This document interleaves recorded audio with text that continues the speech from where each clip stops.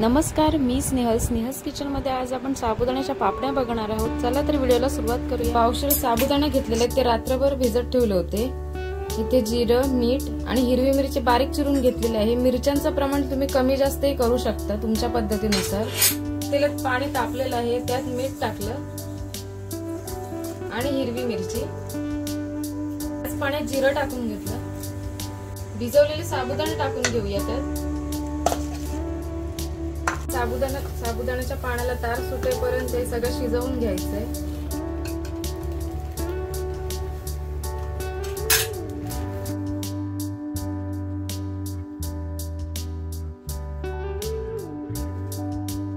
तुम्ही बघू शकता साबुदाण्याच्या पापड्या तयार करण्यासाठी छान चिकटपणाही आलेला आहे।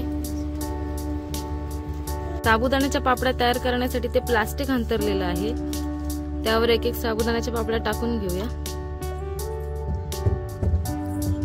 छान पातळ पातळ सगळ्या टाकून घ्यायच्या व्यवस्थित।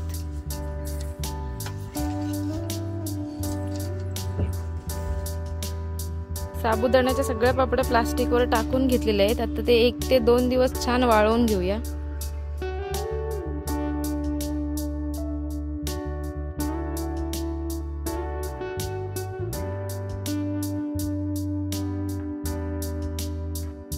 साबुदाण्याच्या पापड्या एक एक करून पलटी मारून घेऊया। वरच्या साईडनी वाळून झालेल्या आहेत त्या।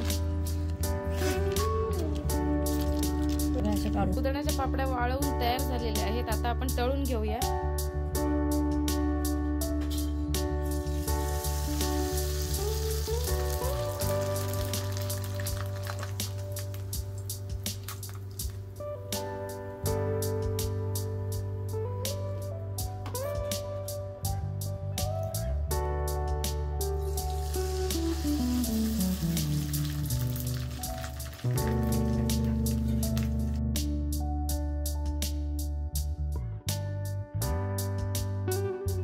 तुम्ही बघू शकता साबुदाण्याच्या पांढऱ्या शुभ्र कुरकुरीत अशा पापड्या तयार आहेत।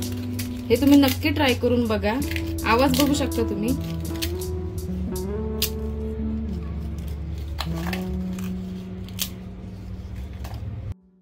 ही रेसिपी कशी वाटली ते कमेंट्स मध्ये नक्की कळवा आणि स्नेहस किचनला सबस्क्राइब करायला विसरू नका। भेटूया पुढच्या व्हिडिओमध्ये। तोपर्यंत स्वस्त रहा, मस्त रहा। धन्यवाद।